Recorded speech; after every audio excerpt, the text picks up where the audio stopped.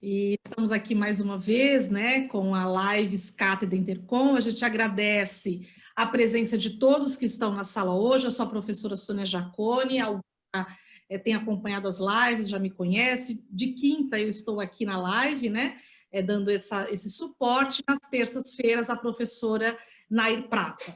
Muito obrigada a todos aqui que estão nos acompanhando, que se inscreveram para participar da live de hoje, que eu já vou apresentar aqui pelo Zoom, e também a todos aqueles que estão nos acompanhando pelo Facebook. Muito obrigada pela presença de vocês.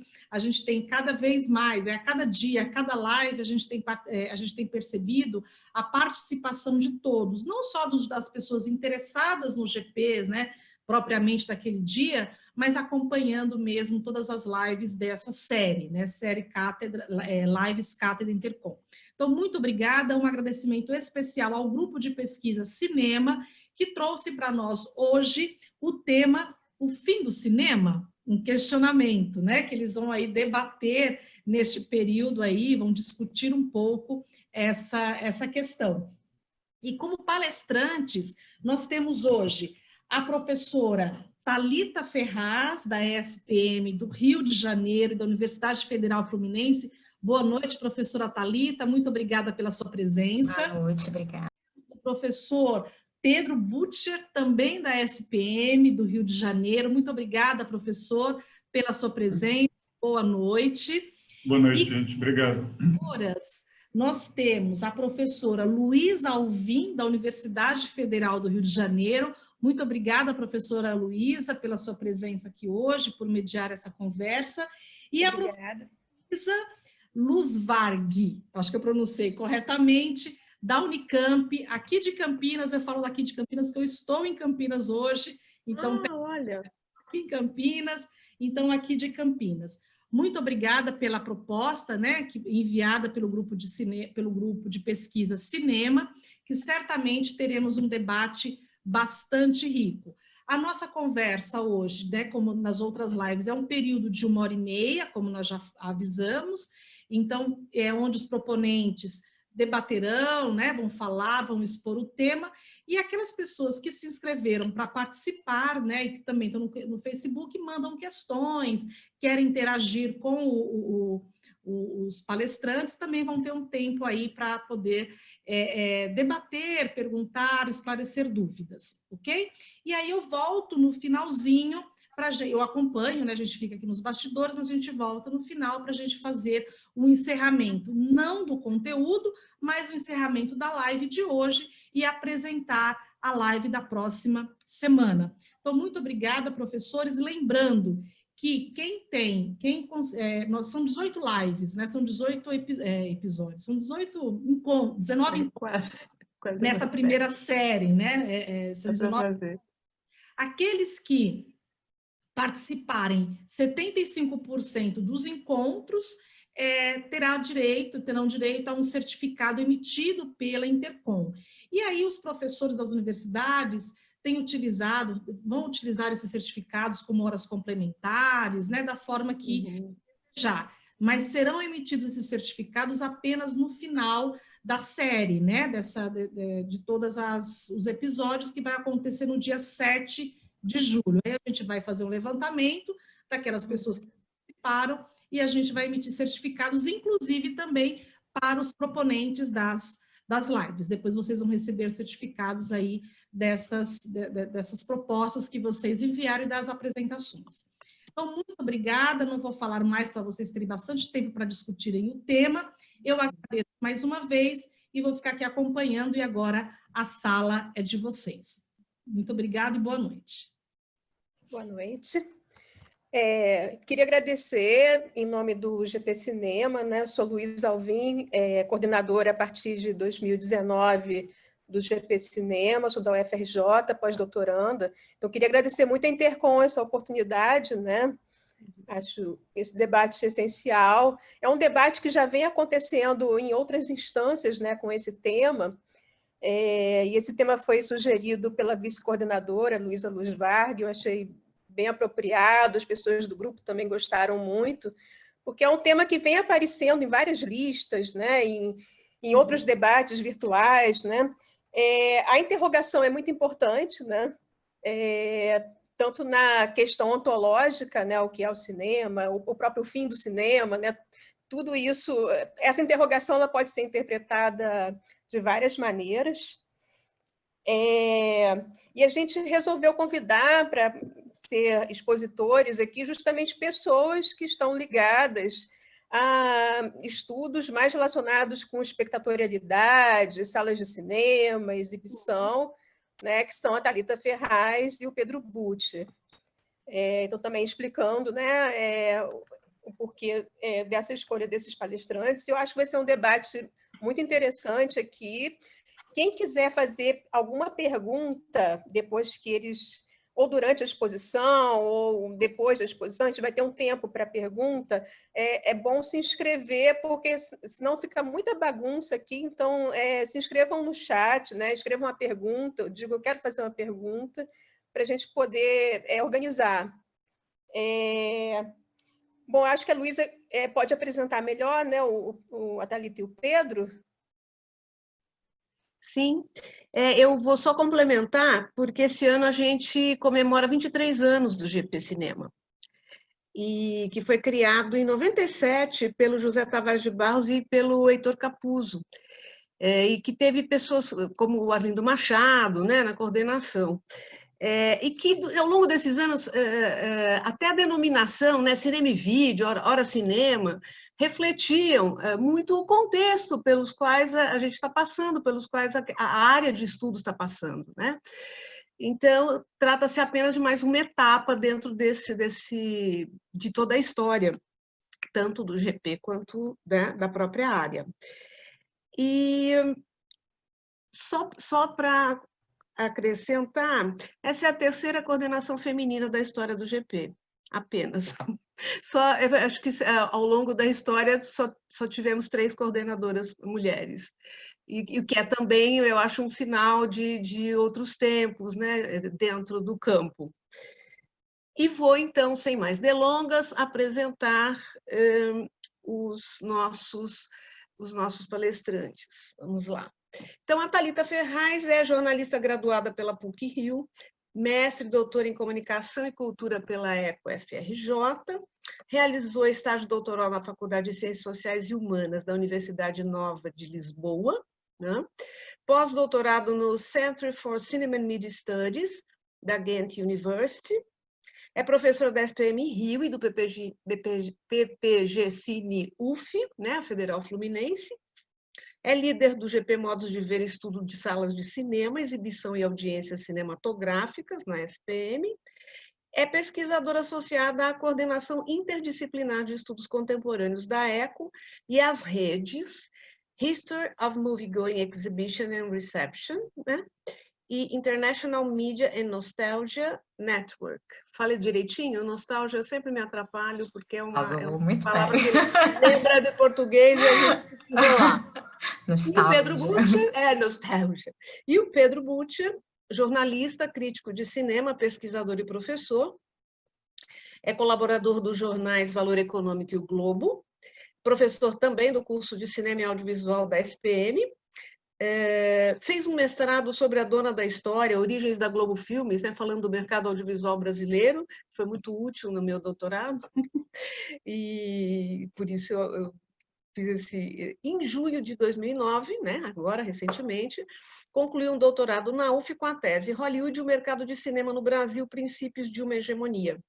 Entre 2001 e 2014, ele editou o website Filme B, né, praticamente o único consolidado, né, do gênero que trabalha com dados do mercado no Brasil.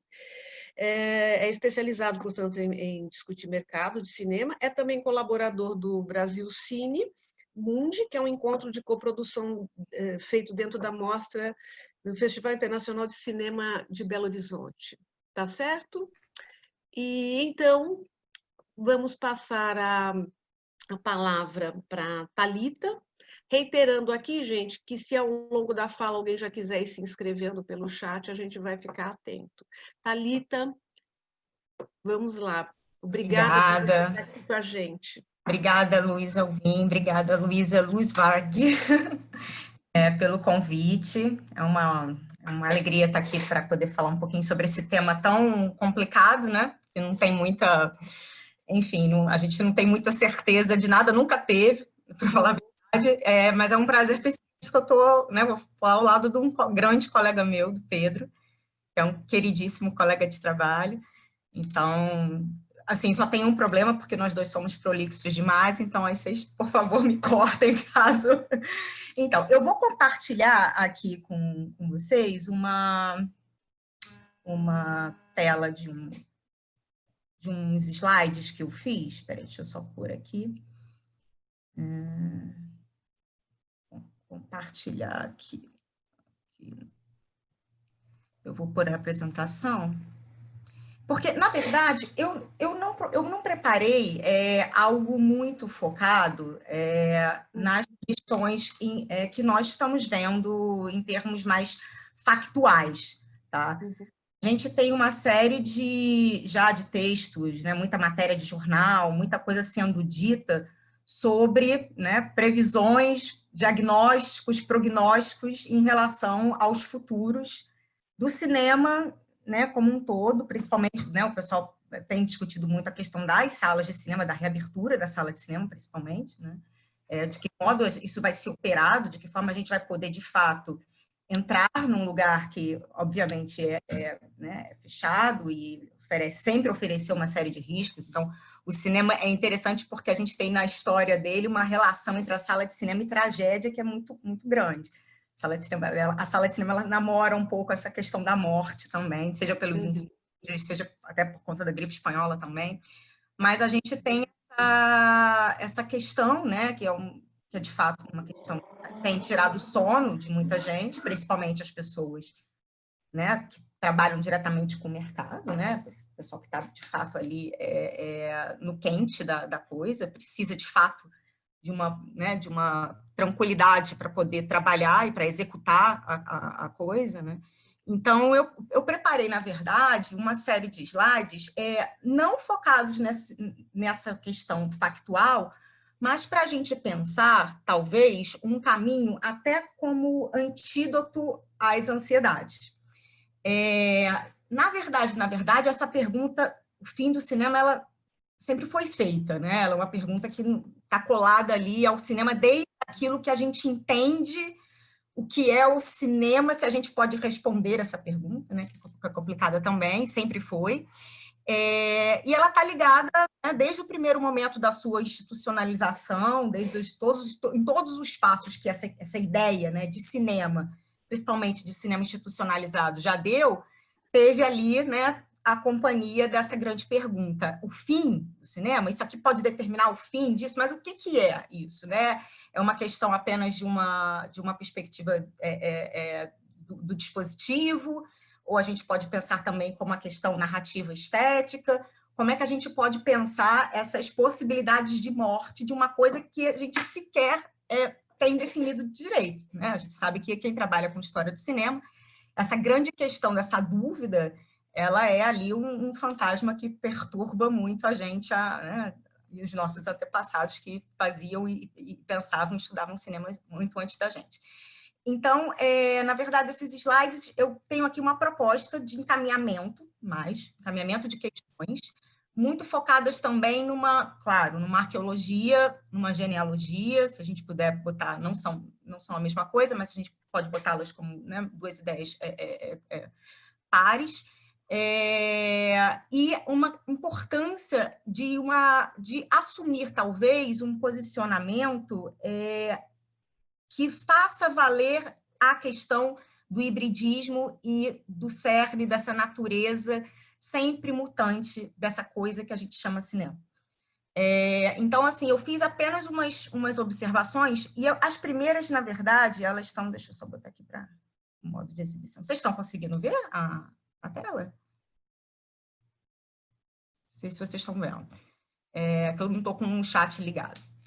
E aí eu já começo perguntando uma coisa, né, assim, para provocar. Eu vou só pontuar, é mais uma série de provocações, encaminhamentos, do que, de fato, uma resposta dada a essa pergunta. Essa pergunta, ela não tem como a gente não associar a ela outras 2, e tem outras até no final da apresentação, eu acabo com mais 3. O fim do cinema, mas ele já existiu, mas ele algum dia já deixou de morrer, então, assim, é para provocar início de conversa. Eu trouxe aqui, tá? Se o meu computador funcionar, porque foi. Uns tópicos que, de alguma forma ou de outra, a gente pode associar a essa ideia de uma entidade, digamos assim, que sempre esteve à beira de si, porosa por natureza. E aí eu trouxe alguns tópicos que, na verdade, fazem parte, né, de todo um pensamento sobre essa construção identitária, sobre essa ideia dessa marcação histórica oficial do que é o cinema, né? E claro que perturba a gente quando esses castelos, né, e edifícios mais, né, estruturados ameaçam ruir. Mas a gente sabe que a Covid-19, o coronavírus, não necessariamente é o principal vilão dessa nossa nova preocupação, dessa nossa nova dor de cabeça em relação aos destinos do cinema. A gente já estava experimentando já há bastante tempo, o Pedro provavelmente, né, vai falar muito mais sobre isso, uma série de reorganizações, né, de rupturas, de transformações, de metamorfoses, de mutações. Tem uma palavra bonita que até pus aqui num dos tópicos, que é do Godreau e Marion, que é aquela questão de transubstanciação. É, de fato, mesmo muito parecido quando a gente pensa naquela questão de um ritual, por exemplo, na Igreja Católica, que você coloca a hóstia na boca e você, na verdade, está, né, tendo ali contato com o corpo, né, um corpo santo. Na verdade, a gente tem um processo desse também, né, uma mutação no sentido da natureza, da materialidade e do existente da coisa. Então, a gente estava já, nesse sentido, né, experimentando essas agonias. Então, assim, o coronavírus, né, veio apenas para talvez enlaçar e deixar a coisa mais complicada. Não é a primeira vez que a gente tem na história humana uma peste, e não é a primeira vez que a gente tem na história humana em que já existe sala de cinema uma peste. Né? A gente tem notícias que são, assim, tem muita coisa, não tem muita coisa escrita não, mas tem pouco trabalho acadêmico sobre isso, mas tem algumas análises muito pontuais, muita matéria, se você vai em arquivo de jornal, falando sobre os impactos, né, da gripe espanhola no cinema, em termos de produção e também nas questões da sala de cinema, né, da presença dessa sala de cinema na cidade e o modo como essa sala de cinema ofereceu perigos muito consistentes, números, né, bem colocados, à vida das pessoas, né? E também táticas de mercado, enfim, uma série de desdobramentos que foram acontecendo em meio à gripe espanhola. E, claro, o foco vai ser nos Estados Unidos.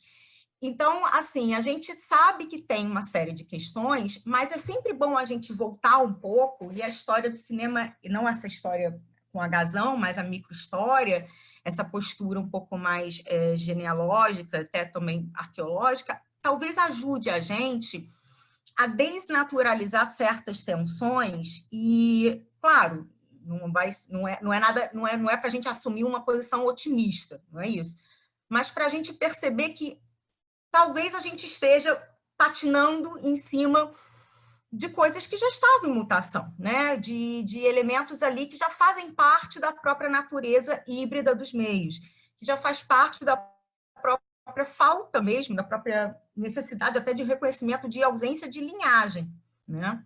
Bom, então, assim, eu acho que uma inspiração... Claro que o Bazan não estava falando, né, da impureza do cinema em relação, eu vou falar, claro, mais da sala de cinema, do equipamento, né, do dispositivo do equipamento urbano, sala de cinema. É claro que o Bazan não estava falando dessa impureza em relação a essa sala, né, mas se a gente pensar que, na perspectiva dele, o cinema, ele guarda ali um cerne, talvez híbrido, né, um sentido de que ele não vai necessariamente se distanciar ou ou não precisaria, talvez, né, se desvencilhar e assumir para si um lugar específico, porque, mal ou bem, ele está sempre nessa vizinhança, ele está sempre recebendo esses influxos e também, né, de alguma forma ou de outra, se comunicando com outras artes, com outras expressões, com outras estéticas, com outras possibilidades de realização estética, artística nossa no mundo. Eu acho que essa ideia de impureza do cinema ajuda a gente hoje a, talvez, até lidar também com essa ideia do vírus, né? Que é uma sala de cinema, é um espaço de contaminação. Sempre foi. Sempre foi. A sala de cinema, ela contamina a cidade, é contaminada pela cidade, ela pode estar dentro de um shopping, pode estar na rua, mas ela tem essa coisa desse trânsito, desse fluxo ali que não para, né? E, de alguma forma ou de outra, é um ambiente de contaminação, né? Você se contamina emocionalmente, afetivamente, você se contamina, enfim, intelectualmente, cognitivamente, enfim.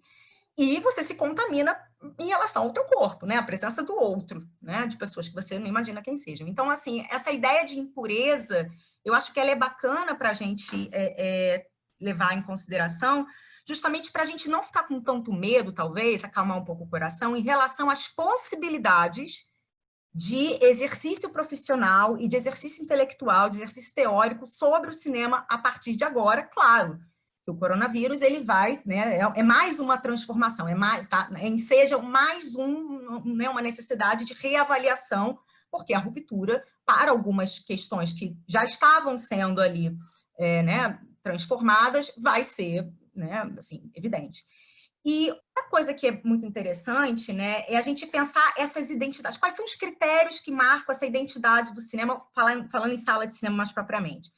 A projeção, né? Então, a gente tem aí, por exemplo, se a gente fala muito do streaming, né, que o streaming ele vem como um grande vilão para abocanhar o que o cinema... As pessoas eu não vou voltar mais ao cinema, eu não vou, mas o cinema vai morrer, o cinema vai fechar. A gente sabe que existe uma marcação identitária, uma certa valorização histórica, uma certa soberania que tem a ver com essa saga de legitimidade do cinema, né, e que vai ali instituir a sala de cinema, o espaço escuro com a tela na frente, o projetor, né, alguma coisa sendo refletida nessa tela, como, de fato, a possibilidade de se falar em cinema. Então, cinema seria a previsão de que haja projeção. Por exemplo, não entraria aí, nesse sentido mais canônico, experiências de performances com imagem em movimento, cinema de museu, a gente sabe. Então, o streaming, ele seria, de fato, algo a tirar do cinema o lugar dele de, enfim, talvez mercadologicamente, por questões de participação ali, de consumo, tudo bem, mas você tem ali também uma certa deficiência, digamos assim, existencial, para que essas experiências de streaming se colem e substituam, de fato, uma experiência que não se dá, segundo o cânone, fora desse ambiente, né? Se a gente for para o lado canônico. A questão da institucionalização do cinema também é importante, né? Pensar essa sala de cinema e a hipótese da locação de filme como fundadores, né? Como, de fato, ali, se isso foi um dia aplicado na nossa história, né? Isso foi um dia legitimado, isso institui cinema, né? Então, o que era antes? Não era cinema? O que vai ser durante? Né? Que cinema é esse? Lembrando sempre que tudo isso faz parte de uma série de escolhas, né? De escolhas e de condicionantes, de jogos de poder, né? De questões narrativas, de discursos que sempre estarão ali tecendo arranjos que não necessariamente, né? Enfim, podem ser mais assim até às vezes por acaso. Então, a história ela mostra muito isso. A microhistória ajuda a gente a verificar que não tem linhagem, né? Não tem uma cronologia certinha, não tem uma antecedência ali, né? Uma árvore genealógica tão definida. Então, para a gente, isso talvez seja até um ponto ali de talvez deixar a gente um pouco mais tranquilo, porque a coisa não acaba porque uma outra voltou, uma outra passou a existir, né? São tudo formações, no nosso mundo material, formações do nosso mundo, né, nossas relações de poder, formação do nosso mediático e formação das nossas posturas subjetivas, dos nossos corpos, como que a gente se insere na sociedade, quais sistemas e valores né, e verdades a gente está operando em determinada época. Então, encontrar uma ideia do cinema como um acidente, também não um acidente nesse sentido, mas como um acontecimento, uma coisa que variados aspectos né, entram em contato, se engendram, e aí aquela forma se define, institucionaliza-se, e aquilo ali que a gente vai chamar de cinema para o resto né, até mais ou menos, aí tem a televisão que quebra, mas agora a convergência a gente já sabe que não tem muita possibilidade da gente definir tanto para onde que foi esse trem dessa história. Então, a ideia, né, desses abalos identitários, desses referenciais, desses materiais, traz para a gente, talvez, nesse momento, uma certeza de que sempre teve uma identidade em transformação. O cinema sempre esteve à beira de si, a ponto de se transmutar em outra coisa. E, de alguma forma ou de outra, a sala de cinema, mesmo tendo recebido ali outras finalidades até, ela ainda se constitui, né? De alguma forma ou de outra, tem uma certa legitimidade de uma das esferas de apresentação e de fruição e de contato que as pessoas podem ter com a imagem em movimento.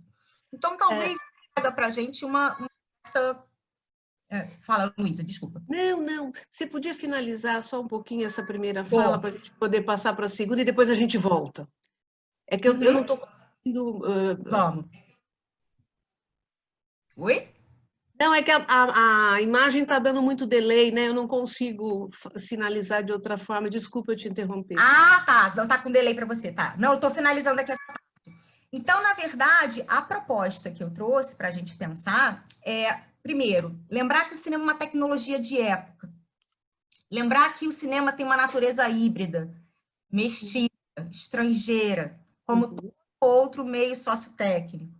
Pensar que toda a questão de identidade, soberania e legitimidade faz parte da construção de poderes, de relações de força. Pensar também que toda nomeação que é dada ao cinema, ela faz parte de produções discursivas. Pensar também que essa ideia, por exemplo, né, dessa exterioridade constitutiva que o James Lastra propõe, não existe um meio de comunicação que, de alguma forma, seja tão autônomo assim. Ele sempre poderá estar à beira de sua própria transformação, de sua própria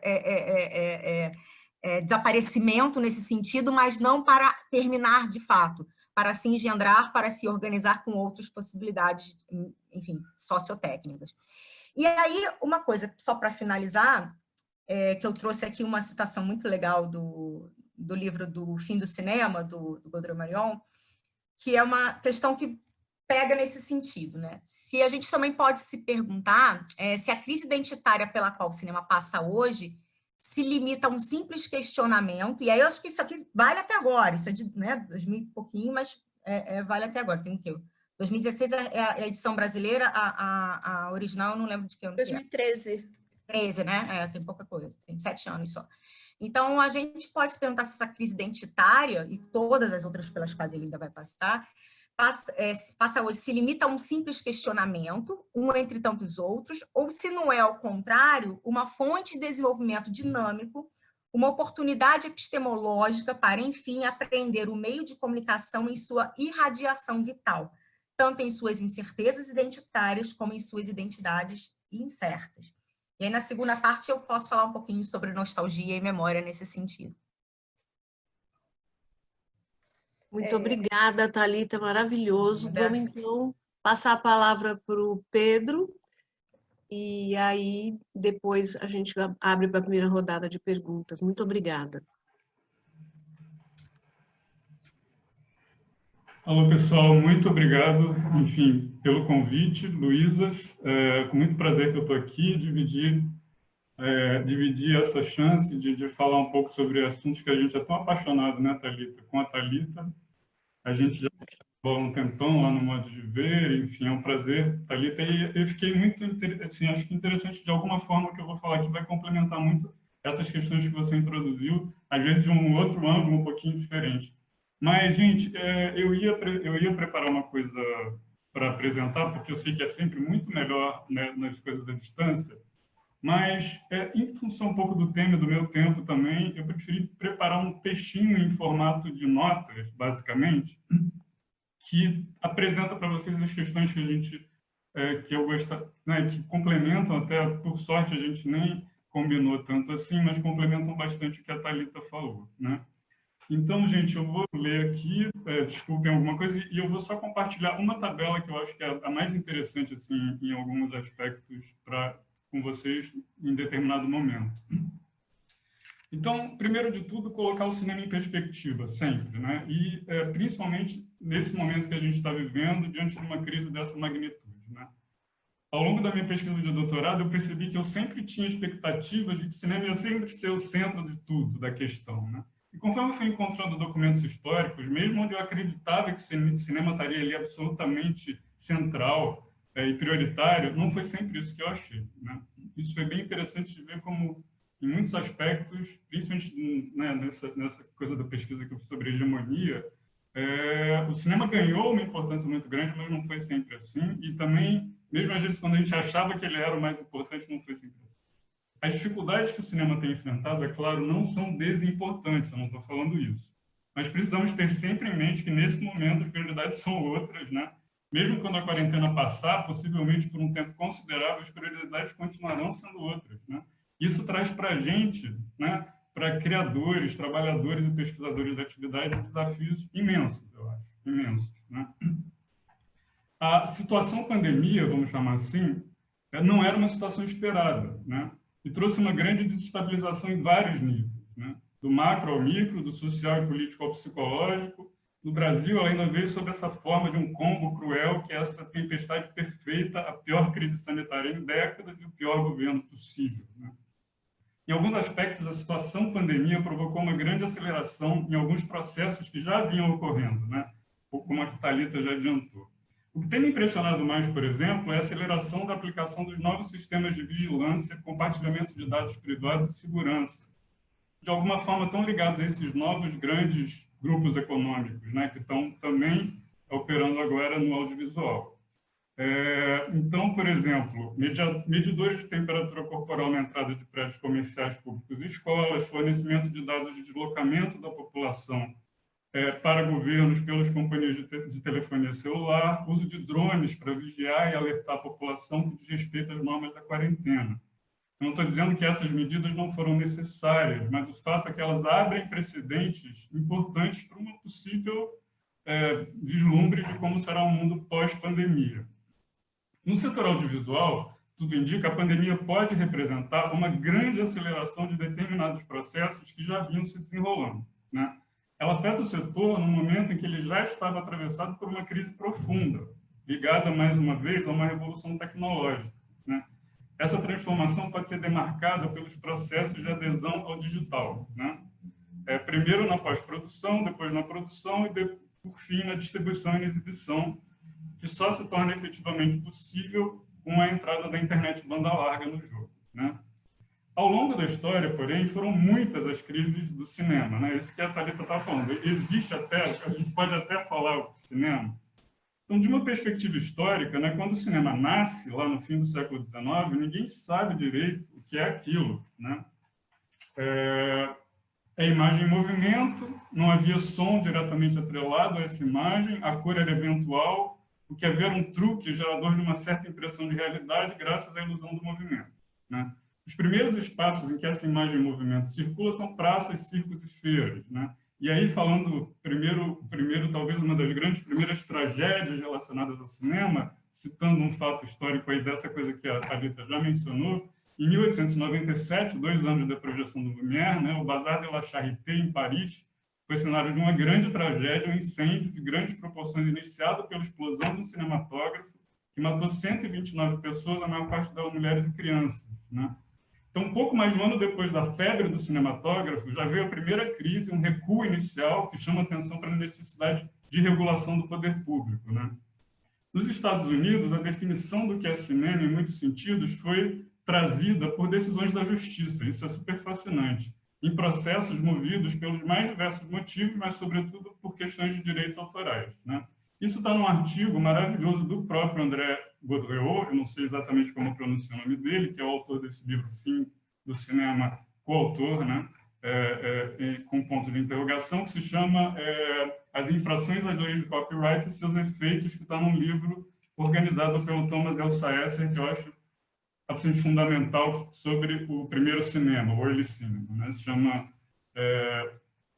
E aí, enfim, ele diz assim, como podemos ver, ele vai analisando as decisões judiciais, ele vai dizer, como podemos ver, os argumentos levantados durante os julgamentos podem ser considerados os primeiros esforços para se teorizar o cinema como uma forma de arte narrativa.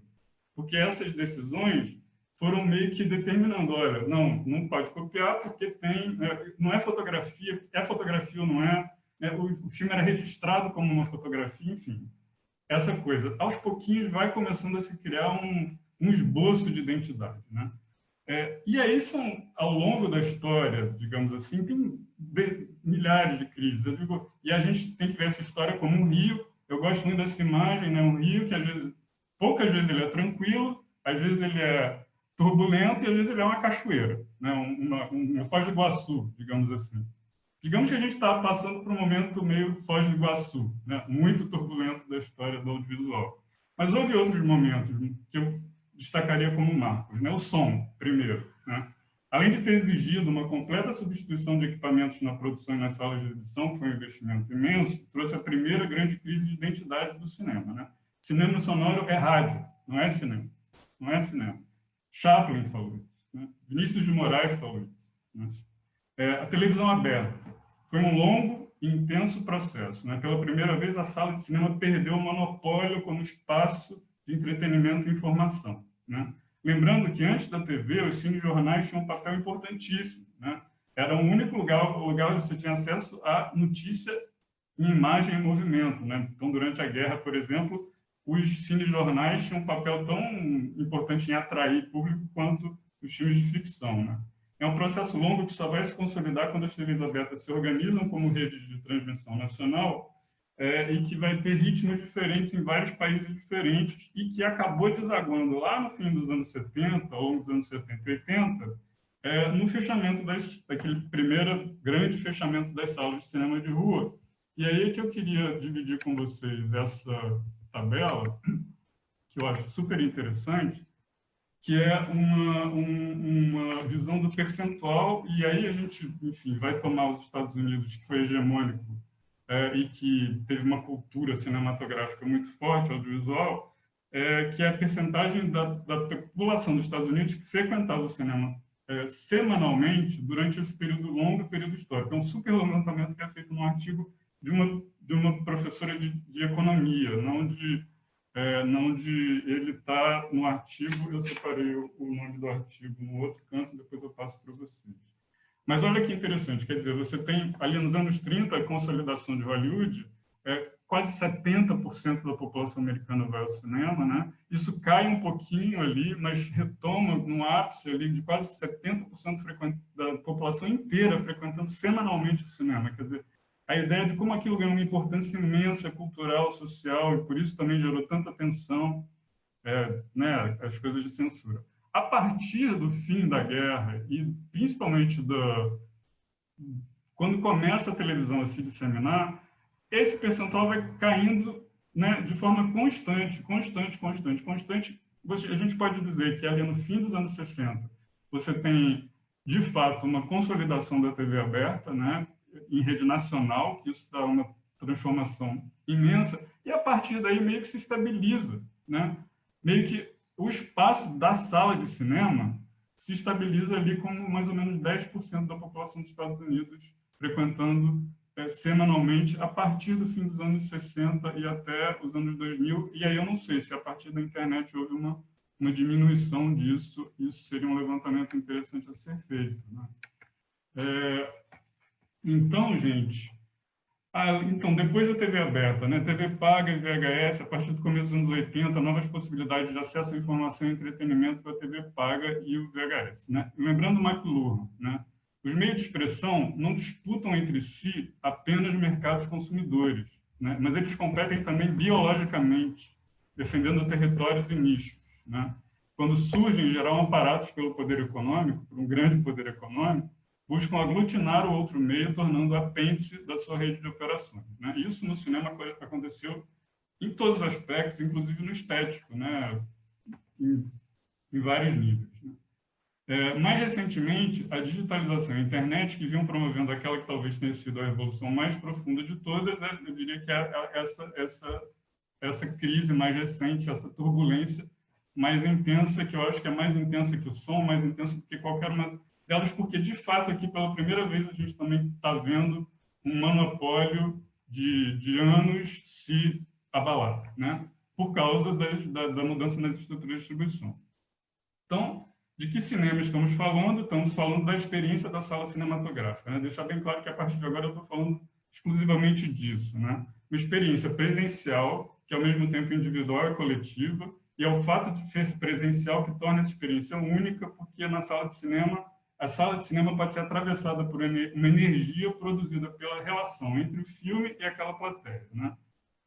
Dando exemplos, assim, são coisas que a gente viveu, sei lá, que a gente vive, né? Uma sessão da mostra John Ford aqui no Estação, no CCBB, que meio que, né? Essa coisa do cinema que meio que você sai e às vezes você tem uma necessidade de continuar essa conversa com outras pessoas. Isso vai se reproduzir de várias formas na internet e no digital também, né? Só que de outras maneiras, mas novas conexões vão ser produzidas, né? Então, voltando então à pandemia, o isolamento social encerra abruptamente as experiências coletivas de desfrute dos filmes e das obras audiovisuais. Não só esse tipo de desfrute, mas, né, todo encontro social, né? Além dos cinemas, bares, restaurantes, enfim, tantas outras coisas que foram afetadas por isso. Então, afetam abruptamente as experiências coletivas de desfrute dos filmes e obras audiovisuais. Salas e festivais de cinema estimula exponencialmente as experiências que se afirmavam nos últimos anos, sobretudo a experiência do streaming, né? E tudo o que vinha com ela, né?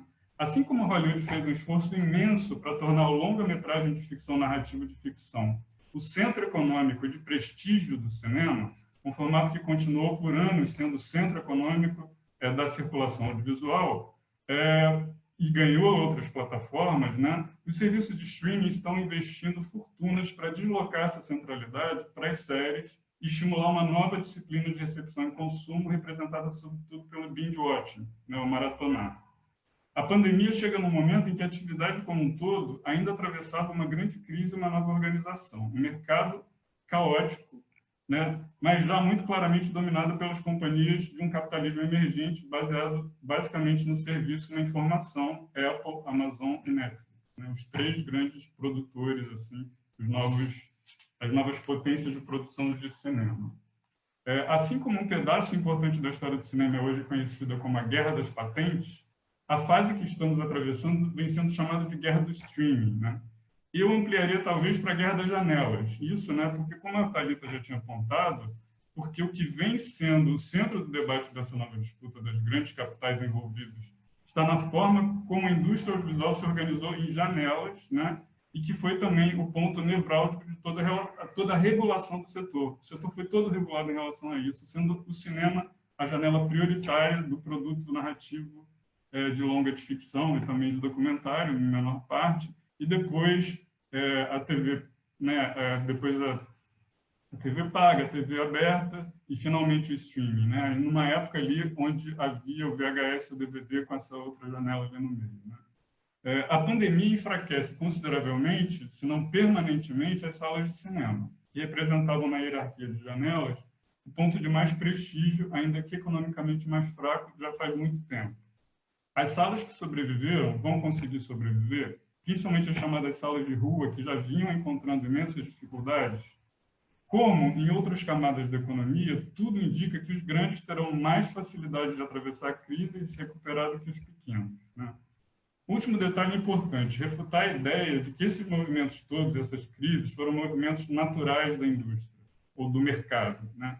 Quase sempre a coisa é colocada na perspectiva industrial como se o consumidor tivesse determinado tudo, né? Esse discurso se fortaleceu ainda mais. Hoje o consumidor é rei, ele vai ver o conteúdo quando, como e onde quiser, né? Quando a questão é muito mais complexa, né? O que o consumidor quer ver, basicamente depende de duas coisas, da oferta, dos canais de distribuição e o imenso investimento em marketing que é dispensado não apenas os produtos, mas principalmente aos modos de ver, né? Aí eu volto aqui à questão do binge watching. Por exemplo, o fato de que você, quando está vendo alguma coisa no canal de streaming, você não acabou de ver e já está em uma indicação de que vem uma outra coisa. E se você não se movimentar para chegar ali e interromper, vai começar automaticamente, né? O binge watching. Uhum. Só lembrando disso, para encerrar, Nada é Natural, um trechinho de um texto do Peter Deschênes, um livrinho que ele fez sobre Hollywood. Né? Por que o formato 35mm se tornou a padrão? Por que os longas-metragens têm entre 90 e 120 minutos? Por que as estrelas de cinema foram usadas para vender? Né? Tudo isso que foi meio que consolidado por Hollywood como o que é natural do cinema, nada disso é natural. Né? Primeiro, não há nada natural ou inevitável na forma como as imagens e movimentos são usadas para contar histórias. Nenhum indivíduo ou grupo de pessoas descobriu o cinema. Diversas forças históricas, culturais, econômicas e políticas se aglutinaram para dar forma a essa indústria. Então, só para ter isso muito em consciência, que é exatamente a mesma coisa que está acontecendo, e a gente tendo na cabeça que nada é natural, tudo pode mudar, né? Tudo pode ser transformado. O problema é que grandes poderes se instauram, né? Então, com grandes poderes. Enfim, eu vou encerrar porque eu acho que já está mais do que suficiente, mas é um pouco isso, lançar essas provocações aqui. Eu acho que algum tempo atrás a gente estava não dá para, e ainda está no momento que não dá para fazer previsão absolutamente nenhuma, mas agora já começam a aparecer várias iniciativas de reabertura e principalmente protocolos, né? E a gente viu que durante esse tempo que provavelmente, né, ainda que fique muito difícil, o setor da produção não vai se afetar de forma alguma, né? Porque a necessidade, né, a demanda por ver nunca teve, talvez tenha, né, nunca teve tão evidente, tão alta, da necessidade mesmo que todo mundo está tendo de encontrar formas de passar, de ter um tempo nessa pandemia com as obras audiovisuais como um todo, né? Então, mas a coisa já começa a se vislumbrar como vai acontecer e talvez a gente possa discutir várias coisas disso em relação também a protocolo e a futuro, mas a questão da sala de cinema, enfim, essa que eu vejo que, com toda a questão que a Thalita levantou, né, de ser, de fato, uma experiência que vai ter uma dificuldade maior de ser retomada durante um bom tempo. Eu não estou dizendo que não vai ser de jeito nenhum, eu tenho certeza que vai, mas certamente vai ser de uma forma diferente e também tem esse grande risco dos pequenos não sobreviverem mesmo, né? De fato, ainda mais sem qualquer forma de apoio aqui no Brasil do Estado. Enfim, gente, falei demais já também. Imagina, vocês foram ótimos, mas a gente vai ter uma segunda rodada. Tem já uma pergunta, eu tenho uma pergunta, a Luísa tem outra. Vamos fazer assim, a gente vê as perguntas e vocês respondem, porque eu acho que o assunto, né, vocês dois meio que se complementaram nas suas exposições, é inevitável, né, que não dá muito para fazer disso uma discussão estanque. A Joyce Scavone sentiu falta de uma discussão sobre essa questão dos drive-ins, que eu acho que está né, colocou ali, foi o que eu vi. A Luísa, você quer formular a sua pergunta? Sim. E tem a ver com drive-in também, né? Porque tem a ver com som. Porque a sala de cinema, e tanto o Pedro quanto a Thalita falaram dessa valorização do dispositivo sala de cinema, né? Até o centro, acho que da pesquisa da Thalita e acho talvez do Pedro também. Mas a acústica da sala de cinema, ela foi toda pensada para uma boa qualidade de som. Se a nossa realidade é essa ou não, isso é outra coisa, porque as salas de cinema no Brasil, qualquer nota, né? Acho que vocês têm experiência com isso, o som é muito ruim mesmo, isso não é de hoje. Mas a sala ela é projetada, a princípio, para ter uma boa qualidade sonora. Isso tem a ver com o drive-in, que isso se perde. Como também se perde a qualidade da imagem. Isso é uma coisa que o Arlindo Machado, lá em 2009, num evento que teve no MAN, ele falou que nós estávamos entrando na era da baixa definição. Todo mundo saiu revoltado da palestra, porque como nós estamos na baixa definição, a gente tem condição de fazer uma imagem cada vez com mais alta definição. Mas é porque, na verdade, as pessoas não assistem com alta definição. Né? Então, me preocupa muito, e eu sou uma pessoa que defende sala, essa questão do som. Você teve todo um desenvolvimento, tem filmes que têm realmente um pensamento sonoro, e aí você vai assistir no seu celular, ou sei lá, no avião, com um barulho horrível, às vezes até sem o som, né? E aí, como é que fica? Né? E eu acho que o drive-in tem essa complicação do som. Eu queria fazer a minha pergunta, que não é sobre o drive-in, está bombando aqui, a gente já retoma no chat. A minha pergunta é a preocupação, talvez, que o Pedro tem, mas que tenho certeza que é compartilhada pela Thalita, mas que é mais voltada para o nosso mercado, né? A gente teve um fechamento massivo de salas na década de 90, depois de ter atingido o auge, né? O auge foi nos anos 70, a gente tinha 3.276 salas. E isso foi retomado em 2018 só. Então, mas com o conceito multiplex, né? Que é um conceito que elitiza um bocado o mercado exibidor, porque eu acho que é uma das coisas que o pessoal está pontuando aqui, já era complicado, por quê? Eles não abrem em cidades pequenas. Então, a cidade onde eu nasci, de 60 mil habitantes, ficou sem cinema, certo? Então, mas enfim, mas a gente teve uma retomada, né? Mas essa retomada aponta por aí. E eu tenho esse receio de que esse contexto acabe trazendo novamente uma elitização ainda maior desse, né? Sob a máscara de que não, agora tem streaming, você pode ver, drive-in, né? Você tem uma massificação muito grande e aí um número muito reduzido de pessoas talvez vá ter acesso a uma exibição que seria completa. Então, gostaria que vocês mencionassem isso e de que forma isso afeta o cinema nacional, porque tem uma coisa que o Pedro coloca que assim, a gente vê a expansão dos monopólios. Porque, na verdade, streaming, produção de filme, de séries, né? Se a gente pensa nos grandes grupos internacionais, é o mesmo dono, né? No fundo, a Netflix faz parcerias, não é? Ela não era tão independente como finge que é, né? Mas tem mais perguntas aqui, deixa eu só falar. A gente pode responder essas para porque senão eu não vou lembrar. Não, beleza, vamos. Quer começar, Pedro? Pode começar. Tem uma questão, né, pegando essa questão do drive-in que eu estou vendo que está bombando aqui, assim, não querendo ser polêmica, mas já sendo polêmica, drive-in não é cinema. Né? Não. Drive-in não é cinema, não é cinema de jeito nenhum. Drive-in é drive-in, né? Então, você não tá... Porque, por exemplo, foi o que a Luísa apontou aí, que é super pertinente, né? Toda essa questão do som, da sua presença dentro daquele... A sala de cinema é um dispositivo em que você entra nele, né? A gente até tem já outros dispositivos, né? Em que você entra nele, mais ou menos, um óculos de realidade virtual, você não deixa de entrar, né? Você não entra corporalmente, mas você entra sensorialmente.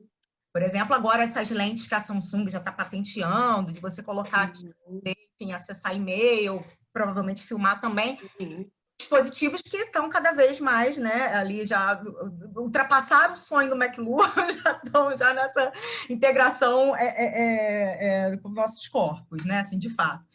Então, a sala de cinema, na sua concepção canônica, né, do que ela aprendeu a ser, para o que ela foi construída.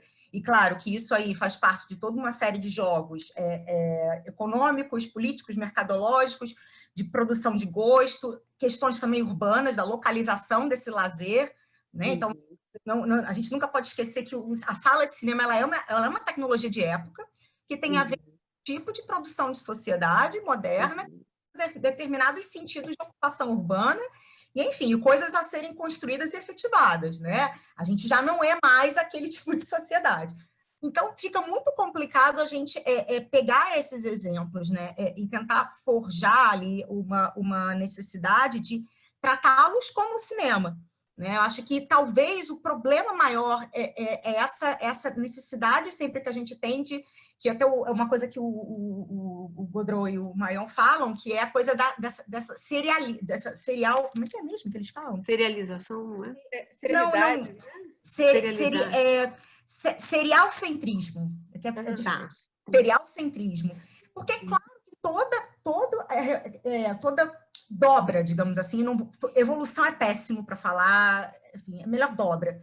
Toda dobra, de alguma forma, ela vai, ao mesmo tempo, brigar e homenagear a sua, né, entre aspas, passada. E existe uma convivência das mídias, existe uma vizinhança, as coisas não são tão assim, acabou aqui, agora começou você. Então, eu acho que essas questões assim, são problemas mesmo de nomeação, né? De lugar mesmo de nomear, instituir identidades.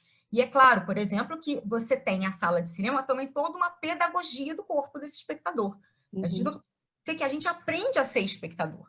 A gente aprendeu a sentar ao lado de outras pessoas estranhas num espaço escuro, vendo uma coisa que está na nossa frente, que está sendo projetada, né? Assim, boa parte das vezes, né, das nossas costas, né, a gente não está vendo, mas a gente sabe que também já teve projeção por transparência, então, filme sendo projetado por trás da tela, quem trabalha muito com isso, por exemplo, é Rafael de Luna. Então, assim, a gente tem essa questão de uma pedagogia, de um aprender ser espectador que foi forjado, que foi organizado ao mesmo passo, né, enquanto o cinema também se desenvolvia. E não existia uma só sala de cinema, né? São variadas salas de cinema. Inclusive, a relação da sala de cinema com o som, né? Com as posturas do espectador, com barulho, com silêncio, isso tudo faz parte de várias condicionantes históricas, sociais, culturais, localizadas, enfim.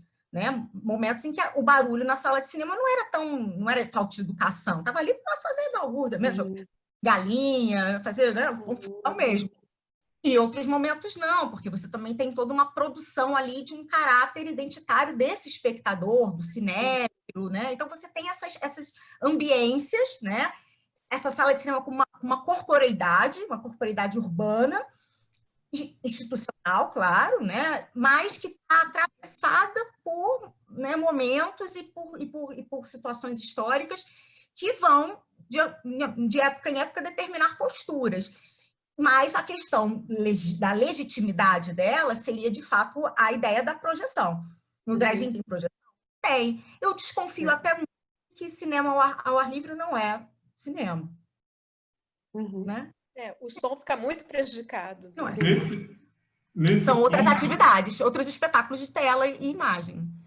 Desculpa. Não sei, gente, mas assim, se a gente for dizer cinema ou não é cinema, acho que talvez está caindo nas coisas que a gente está... o que eu digo assim... Nada vai ser, né? Eu tenho impressão, por exemplo, que eu até já fui totalmente contra a projeção ao ar livre. Eu acho que a projeção ao ar livre hoje é uma perspectiva para festivais de cinema absolutamente fundamental. E muito o que mudou a minha perspectiva... Acho ótimo. Muito o que mudou a minha perspectiva nesse sentido foram as projeções na praça em Tiradentes, por exemplo. Maravilhosas. Foram algumas projeções mais incríveis que eu já vi na minha vida. E eu achava também, eu achava um absurdo você levar o cinema para a praia, por exemplo, aqui no Rio, ou para outros lugares, e sempre falar, não, você tem que levar cinema para todos os lugares, colocar todo mundo dentro da sala de cinema. Hoje em dia eu já não penso nada disso. Sobre o drive-in nos Estados Unidos ele teve um papel fundamental, porque a cultura do carro, ele teve um papel fundamental, o drive-in meio que... e assim, é outra experiência absolutamente, porque é um filme muito maior do que você estaria experimentando dentro da sala de cinema, no espaço aberto, né? Então, realmente é uma experiência totalmente diferente, com todo um outro tipo de sensorial, mas ele é uma experiência. É uma experiência, claro. A questão com o drive-in é que ele é extremamente elitista, né? Não só você precisa ter carro para ir, como hoje em dia o movimento vai ser o contrário. Vendam seus carros, façam-se de seus carros, né? Chega de polícia. O movimento urbano é esse. Todo movimento... Então, Claro que o drive-in, gente, está salvando muitas distribuidoras agora, está salvando, ele está ajudando a recriar uma cultura e está ajudando muita gente a matar a saudade de ver um filme em tela grande, né? Que é o que muita gente queria. Nesse sentido, Luiz, eu acho fundamental essa questão do som, porque a imagem sempre foi muito central, né, na percepção, e o som não se dá muita importância, mas, infelizmente, eu acho que essa questão tem que ser colocada para os artistas, para os atores, né, que hoje em dia precisam trabalhar com isso. Se eles querem fazer um trabalho sonoro, Kleber Mendonça Filho, por exemplo, é um cara que ele né, escreve instruções para como o filme deve ser. Viralizaram algumas coisas, tipo, projecionista, por favor, eu gosto do meu filme num som um pouco acima E, Luísa, na verdade, nos últimos anos, com essa questão da digitalização, a gente teve muito problema, mas a qualidade do som melhorou muito em vários cinemas. E o som, hoje em dia, o som sempre foi um diferencial para atrair né, da sala de cinema e continua sendo.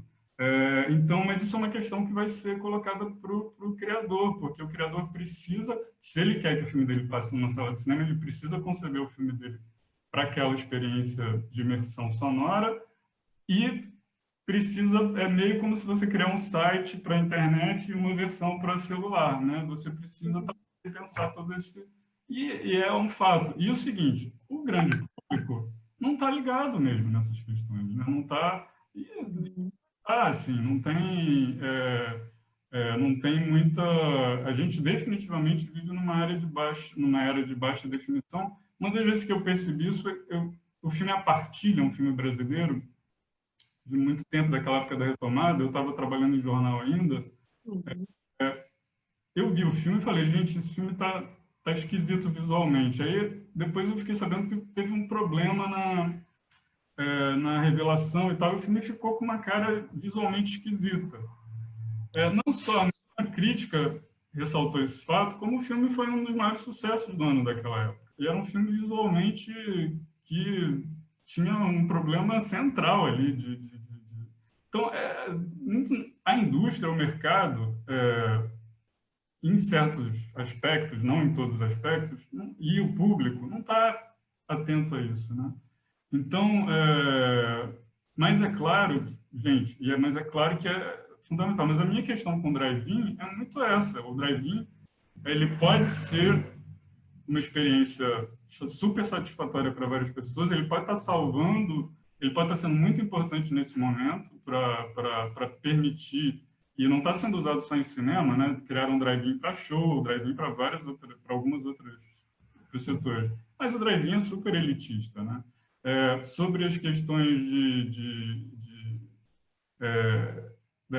dessa coisa que a Luísa levantou da elitização, justamente, né, a sala de cinema, a tendência é ela virar o que aconteceu com o teatro, né? Quando o cinema existia, quando o cinema não existia, o teatro era popular e tinha todos os tipos de teatro de variedades, o cinema se insere no teatro, né? Um dos espaços em que a projeção se insere. E o que acontece é que, com o sucesso do cinema, muitos teatros se convertem e se tornam cinemas. Há muito desemprego, há muita crise, tem uma crise imensa, é aquela coisa do que vem novo desestabiliza o que vem antes, né? Então, e a tendência a experiência sala de cinema é se elitizar cada vez mais se não houver uma interferência do poder público para reequilibrar o jogo no mínimo. Permitir condições de um mínimo reequilíbrio desse jogo, né? De sala, por exemplo, como faz a CNC na França, né? Que as pequenas salas são possíveis porque e não tem cota de tela para filme francês no cinema, até na televisão. A televisão precisa, mas o exibidor, o que tem é o seguinte, é um incentivo, né? Se o exibidor passa filme francês, ele vai ter um retorno da taxa, se ele passa filmes do mundo inteiro, ele vai ter um retorno ainda maior. Então, isso permite que alguns cinemas não só não paguem imposto, como tenham um retorno, e esse retorno do Estado vai permitir que aquela pequena sala ali exista, né? Sobreviva com 5 espectadores durante a semana, né? Mas 5 espectadores estão ali tendo a chance de ver um filme num formato, numa experiência diferente, que que ainda existe, digamos assim, né? Sobre esse aspecto econômico, digamos assim, Pedro está colocando essa questão dessa possível elitização que, claro, é evidente, né? Mas é bom também a gente pensar nas esferas que a gente tem percebido em muitos lugares de uma certa apropriação mesmo de, por exemplo, antigos espaços de cinema por grupos, né? Por ativistas, enfim, por projetos, às vezes em parceria com o setor público, às vezes também uma veia privada atuando. Eu acho, assim, eu acho que esse momento, como o Pedro colocou, que né, ele falou assim, se alguém, né, tomar alguma providência, a coisa vai ficar mais elitista ainda, se, por exemplo, a gente não tiver um Estado forte que venha, né, com atenção para a cultura e, né, na nossa área do cinema, se não houver nenhuma uma programação, digamos assim, de próximos passos, que, de fato, limitem um pouco a atuação, né, nesse momento, que sempre aconteceu dos grandes conglomerados, mas talvez esse momento em que os grandes conglomerados, por exemplo, estão bem balançados, eu me pergunto muito, claro, não tem resposta para isso, se não seria, de fato, o momento da gente pensar nesse devir menor da coisa, né? Da gente pensar justamente nessa possibilidade, é claro que a gente vai com a indústria, a gente vai ter mecanismos, mas nessa política e muito ali feita nos pequenos territórios, pensar nos pequenos movimentos, por exemplo, o pessoal lá do Cine Rua Pernambuco, o próprio Franco Groia, que está aqui vendo a gente, né, que atua nessa questão dessa militância pela sala de cinema, se esse momento também não poderia ensejar para a gente propostas, propostas mais de militância mesmo, de ocupação, de esferas, inclusive para a gente possibilitar, né, fazer com que esses espaços tenham, de fato, ali abertura para produções que a gente sabe que não tem entrado né, nas grandes majors. Então, assim, talvez esse momento também possa trazer para a gente de reconfiguração, já que está tudo tão balançado, mas é claro que o capitalismo ele se renova, mas talvez um momento de ruptura, mas uma ruptura micropolítica, né? Aproveitar essas brechas para tentar, pelo menos, se unir para pensar essas outras alternativas de sala. Porque essa questão, a sala de cinema, ela nunca é uma coisa só. A experiência do cinema, ela é tentacular, né? O cinema ele sempre ficou ali tentando encontrar os seus espaços. Vai continuar. O cinema e o audiovisual. Mas eu digo essa questão dessa instituição de um lugar coletivo, de experiência coletiva, em que pessoas vão sair dos seus âmbitos domésticos para dividir uma fruição com outras, né? Então, também não seria esse momento para a gente aproveitar justamente as brechas que sacodem o capital, mas claramente que o capital vai, né, retomá-las de várias formas, mas para a gente instituir também espaços, para a gente instituir também ocupações nesse sentido, né? Pensar, por exemplo, em fortificar essas perspectivas. Só rapidamente, eu acho isso absolutamente fundamental, e esse movimento é o que salvou várias salas e tem, né, salvado salas e tem tornado espaços interessantes, e eles dependem então de lideranças, né?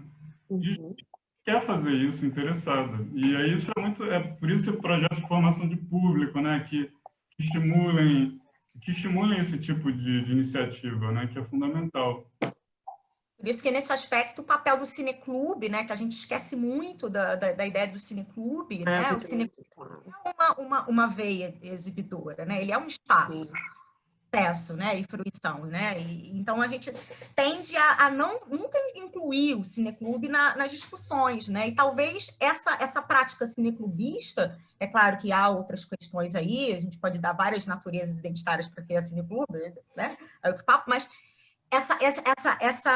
essa postura, talvez, né, de ocupação e de formação e de luta por espaços, talvez seja um momento da gente, né, inclusive a gente como pesquisadora, a gente como né, como participante ali da formação também de um olhar intelectual sobre a coisa. Tem muita pergunta aqui falando do avanço do streaming, né, que já existia, e de como algumas salas encontraram, e exibidores também, né, distribuidores, encontraram no streaming uma alternativa para sair do impasse de o que eu vou fazer, né, não dá para lançar o filme, Então, os filmes estão sendo lançados dessa forma e eles correm para montar catálogos. Então, tem pelo menos umas 3 perguntas que eu já vi passar aqui rapidamente, falando dessa questão, se ela pode ser uma alavanca, porque, no fundo, apesar de tudo, Destacamento Blood, que ia ser lançado em Cannes, né, que está na Netflix, se alimenta, né, do culto do cinema, da cinefilia, é claro, onde surgiu o Spike Lee? Não foi na Netflix, não é? Então, óbvio. Mas vai ter ali um momento enfim, vai estar acessível num ano em que a gente não sabe muito bem como é que vai terminar, nem aqui, nem no resto do mundo. Então, as pessoas estão perguntando, mas é fato que, com a pandemia, essa coisa do streaming assumiu um papel enorme, né? Que nem eles esperavam, né? Triplicou, quadruplicou, eu nem me lembro agora os dados, são incríveis. Então, eu queria que vocês comentassem um pouco isso. O cinema, posso ir lá? Pode, O cinema, quer dizer, o cinema, enquanto corporação, indústria, sempre reagiu de forma super conservadora. Isso acho que talvez em qualquer indústria, mas então, quando a televisão, por exemplo, a tendência dos grandes estúdios falam nossos atores estão proibidos de fazer televisão e não vamos passar filmes, não vamos vender filmes para televisão, né? A ideia é guerra, né? Estamos em guerra. E essa postura bélica que acaba partindo das duas, acaba em determinado momento as coisas vão ter que conversar ali. E é exatamente o que está acontecendo agora com o streaming, né? Porque o streaming ele não abala só o cinema, mas ele abala toda a cadeia, principalmente abala principalmente a TV paga, né? Um pouco também. Bastante. E, por exemplo, tem realmente um movimento que a própria publicidade, que é o que financiou o broadcast, a televisão, né, durante tanto tempo, está totalmente em xeque também está em crise. Enfim, é muita crise. Mas a questão e aí a questão da Netflix, que acho que vale a pena vocês darem uma boa pesquisada na guerra entre a Netflix e Cannes. Eu digo ali, meio que sintetiza tudo, porque ao mesmo tempo que os exibidores ficaram uma postura extremamente reativa, no filme B, quando começou a história de streaming, teve um exibidor britânico que falou: nós vamos abrir o nosso próprio canal. Eu lembro. Agora, eles foram taxados de malucos, né? Tem essa questão da guerra da janela. Então, por exemplo, na regulação francesa, um filme que passasse em streaming, um filme que fosse financiado no canal do streaming, né? Desculpa, é o contrário. O filme que estreia no cinema só pode chegar ao canal do streaming 30 vezes depois da sua estreia no cinema. 3 anos, né? E sendo que os canais de streaming, então essa é a essência ali da guerra Netflix com os exibidores e o Festival de Cannes, né? E é uma essência que tem como objetivo final mudar uma regulação. É uma regulação que está ultrapassada, mas é fundamental. Então tem que ter um de jogo ali que é mudar essa regulação, mas não, vou usar o termo, que é, né, deixar a Netflix fazer o que quiser. Uma das grandes questões do streaming hoje é a total falta de transparência de dados, né? Você não tem absolutamente nenhuma ideia de que filmes estão sendo mais... A Netflix divulga apenas a informação... A Netflix é que assumiu a postura mais em relação a isso, né? A Netflix tem uma postura de guerra mesmo em relação à sala de cinema. Por causa dessa... É uma reação igual à força com que a sala de cinema vieram em relação ao streaming, né? Então, gente, é uma guerra de grupos fortes e cada um conservador ao seu modo, entendeu? Extremamente conservador. Então, por exemplo, a Netflix permite a exibição de alguns filmes em cinema, né? Carreira lógica, né? Lança. Vai passar em Cannes, porque eles necessariamente... Agora, qual é uma perspectiva que parece que é meio... E eu detesto falar isso, mas assim... É o que algumas pessoas viram, mas é cada vez uma simultaneidade maior de janelas. Mesmo as distribuidoras independentes hoje, principalmente as distribuidoras independentes hoje, sendo o lançamento em cinema tão caro, todas planejando seus lançamentos simultâneos em cinema e em streaming. Qual é o problema disso? Toda regulação do Estado, que é feita para proteger a sala de cinema e que tem uma determinada razão nesse sentido, não vai contemplar um filme que vai estrear simultaneamente em streaming. Então, é uma coisa que precisa ser repensada também, porque, em vários sentidos, o lançamento de cinema ficou insustentável. E várias distribuidoras estão fazendo isso, e agora grupos de exibidores estão abrindo seus canais de streaming. Salas. Agora, o caos que é esse mercado, gente. Como você faz para achar um filme? Entendeu? Quer dizer, o mercado da música mais ou menos já se organizou. Tem um aplicativo aqui que me ajuda um pouco, o MateRate. Mas e a quantidade de filmes que não está disponível, né? Como é que é? Desculpa te interromper. Como é o nome do aplicativo? Gostei. Se chama MateRate, M-A-T-E-R-A-T-E. Fiz uma propaganda. Mas é uma demanda incrível, né? Na verdade, eu, durante muito tempo, eu era, tipo, todo mundo aqui que trabalha com cinema deve ter isso, né? A família pergunta, onde é que eu vejo esse filme? Dá uma dica aí, me diz o que é bom. Gente, eu adoro isso, eu adoro isso. Também. Não, em geral, o que me assusta um pouco é que, às vezes, a pergunta já vem, né? O que tem na Netflix? Como se a Netflix tudo, né? Não tem tudo. Eu acho que isso tem a ver com a pergunta do Fábio, Pedro, essa questão da preservação. Ele fez uma pergunta aqui. A onipresença do streaming, além de mudar a experiência do grande público em relação às salas de exibição, altera também como esse mesmo público entende a preservação. Sim. Né, que pode se transformar sempre aos olhos do grande público em uma questão apenas de capacidade de armazenagem. Sim. Que eu acho que tem muito a ver com essa coisa da Netflix. Né? Muito filme, mas quais são os filmes, né? Que tem a ver com o digital, né? Com a proposta, né? Sim. Tem uma... Pedro fala, porque depois eu vou completar, porque essa questão de preservação tem um pouco a ver com a questão de tecnostalgia, que já está né? Assim, a coisa começou a acontecer há pouco tempo, né? De fato, fechar tudo em janeiro, né? Lá fora, e aqui, quando que a gente começou? Março.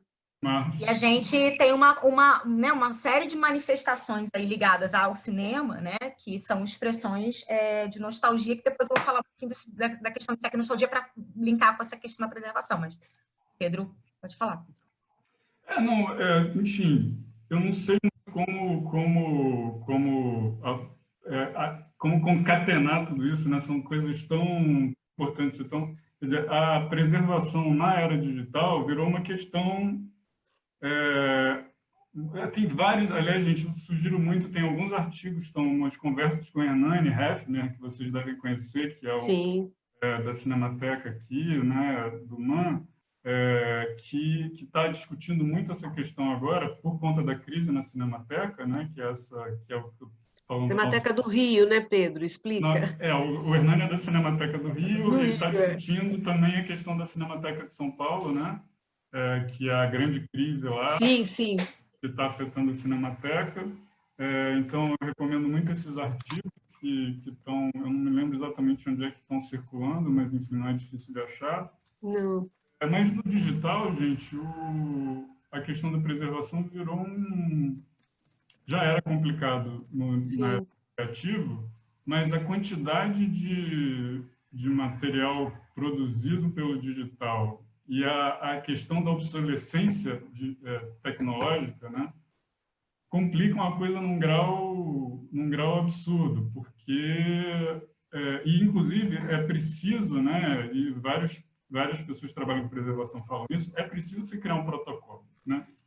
A preservação vai usar tal plataforma, vai usar tal método, isso tem que não pode mudar. Quer dizer, vários estúdios de Hollywood estão produzindo cópias em 35mm de seus filmes para preservar, porque fora o material que é deletado, né? Que é simplesmente deletado. Enfim, aí o pessoal está falando na lista aqui. O pessoal está falando no chat aqui, a Joyce falou dessa coisa. Pois eu não do apagamento. O SOS Cinemateca, que é o grupo que está aqui em São Paulo, eles organizaram, eu não tenho agora o link, mas quem quiser, depois eu vou atrás, estão tentando organizar documentos, artigos, né? justamente para estimular só um... Então, eu me comprometo, quem quiser depois a passar, porque eu recebi, mas não está aqui agora a mão. Enfim. O pessoal já está acompanhando. Eu não estou acompanhando muito bem o chat, gente. Eu também não. Muita pergunta. Eu estou olhando aqui. Eu resumi essa coisa do streaming, mas, na verdade, havia perguntas mais específicas para o Pedro, para a Thalita, perguntando sobre essa questão das próprias salas, dos exibidores estarem criando catálogos, né? Aqui tem o Belas Artes à la carte. Belas Artes. Então... mas que eu acho que não se alimentam dessa coisa Netflix, e sim muito mais da cinefilia, da chamada cinefilia, né? E acho que perguntas mais específicas... Peraí, 13 novas mensagens. Menina, tá difícil. Eu pensei que... Eu já me perdi. Não, é muita coisa. Uma questão logo no início do Rodrigo Cases, pensando, será que o cinema vai virar o que é o teatro antes da pandemia, né? A gente não sabe o que vai virar o teatro. Uma coisa assim mais restrita. Acho que até vocês já falaram disso, né? Mais para fim de semana, né? Não aquela coisa das sessões o tempo todo, né? Tem perguntas sobre já está bem restrito, né? Então, assim, essa questão não é mais, né? Acho que nunca chegou a ser exatamente, né? Assim, se foi por muito pouco tempo, de fato, uma coisa mais democrática, né? Há tentativas, claro, há períodos em que você tem mais acesso mais facilitado, é mais barato, mas eu acho que há muito tempo, né? Não é mais, né? Assim, a questão, por exemplo, do drive-in, que o Pedro, né, colocou muito, que é uma experiência, sim.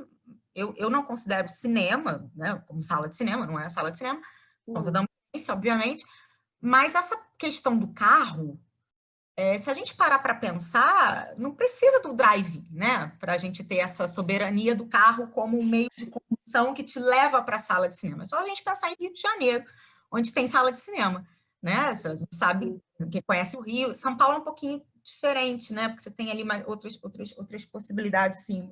Outras cidades também tem outras, enfim, não tem muita sala, mas tem coisa tem shopping que só é acessível por carro. Shopping, no Rio, por exemplo, na Barra da Tijuca, tem pelo menos shopping, você não consegue acessar o shopping indo a pé, né? Transporte coletivo é um caos, né? Então, assim, já né? O cinema ele já passou por uma fase, né, de sucumbir, digamos assim, à motorização da cidade, né, a essas alternativas de organização de configuração urbana que vão priorizar o carro. Então, acho que o carro... Só para completar, a questão da ida ao cinema, né, pelo menos no Brasil, que a gente sabe, assim, vou falar de Rio de Janeiro, não dá para a gente imaginar essa ida sem a previsão, assim, talvez, de uma soberania desse meio. Você não vai assistir ao filme dentro do seu carro, mas você precisa necessariamente de uma condução motorizada particular para chegar nesse lugar onde está o cinema escondido. Fala, Pedro. Não, isso que você está falando era uma parte que eu acabei cortando da minha fala, mas que é fundamental, que eu queria dizer que foi até o que eu apresentei lá no modo de ver, que essa hierarquização foi implantada depois, né, digamos, da multiplicação de plataformas tecnológicas para apreciação de uma obra audiovisual, já existia quando o cinema tinha o monopólio das salas, porque as salas eram divididas em linhas que eram organizadas, a distribuição, a circulação de formas eram organizadas com uma visão extremamente elitista, né? Os lançamentos eram nas salas de Drago Nobre e as salas de primeira linha, segunda linha, terceira linha, quarta linha e também uma divisão hierárquica do mercado feita pela indústria das regiões do Brasil, por exemplo. Isso era a mesma coisa que valia, a mesma forma como primeiro se organizou na França um pouco pela Pathé e que meio que se aproximou, então essa hierarquização ela tem raízes históricas até quando o cinema ainda tinha um monopólio da apreciação da imagem em movimento. Pessoal, a Intercom nos avisou, bom, já tem um tempo que tinha 10 minutos, acho que agora tem 6 minutos para terminarmos. E perguntaram... Passou rápido. Que passa rápido, né? não sei, acho que de uma maneira geral as perguntas foram sendo mais ou menos respondidas, né? Se vocês quiserem fazer alguma colocação final, né, antes da Intercom entrar para finalizar. Pedro? Bom, finalizar, não sei, não estava muito, não sei se eu estou muito preparado, inspirado. A gente está num momento de tanta incerteza, né? Agora, eu acho que as coisas começam a ter um primeiro desenho, né? Agora, vou então falar de algumas coisas, de experiências que eu acho que foram incríveis, que foi, por exemplo, vários festivais de cinema já começaram a se pensar que tinham muita resistência a fazer alguma coisa online, né?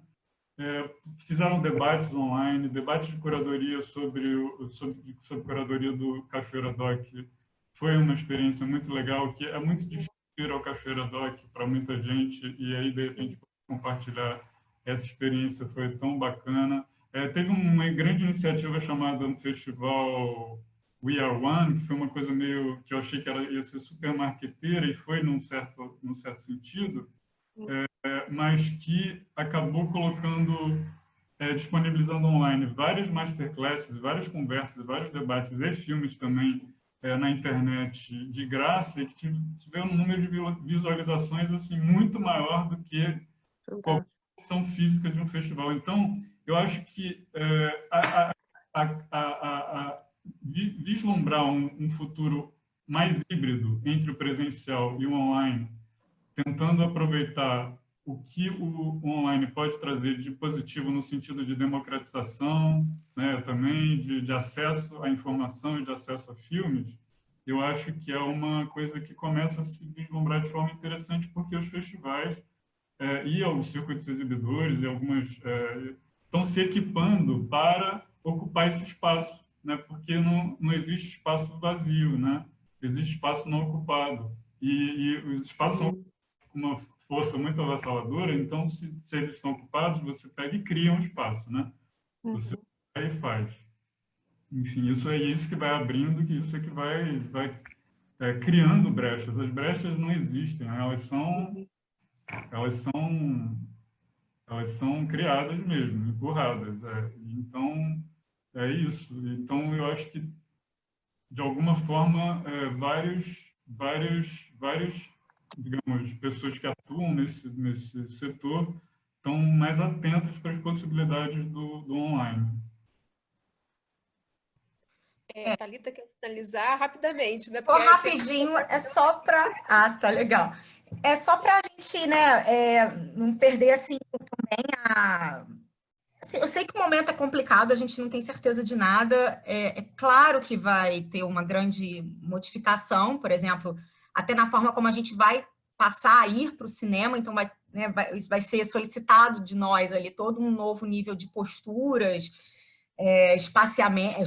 espacialidades que vão se modificar, né, práticas, rituais não serão os mesmos, e isso vai mexer na natureza e na identidade do que a gente está acostumado canonicamente a chamar de sala de cinema, né?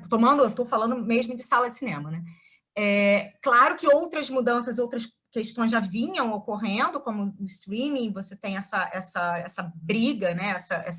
Essa querela aí, que essa palavra nunca sai de moda, né? Essa querela dos dispositivos, a querela das mídias, a querela das telas. E a gente... Só que tem uma coisa que eu acho que é importante, que é muito interessante em relação à sala em si, que é a questão da memória dos públicos. Essa questão dessa tessitura de memória com outras pessoas no ambiente coletivo, daquela atividade, daquela experiência que você teve ao lado de outras pessoas desconhecidas num evento, a coisa da ideia de evento, né, da experiência evento. Aí pode, claro, né, a gente pode botar isso também para o lado de outras experiências coletivas de projeção de imagem e movimento, cinema ao ar livre, enfim.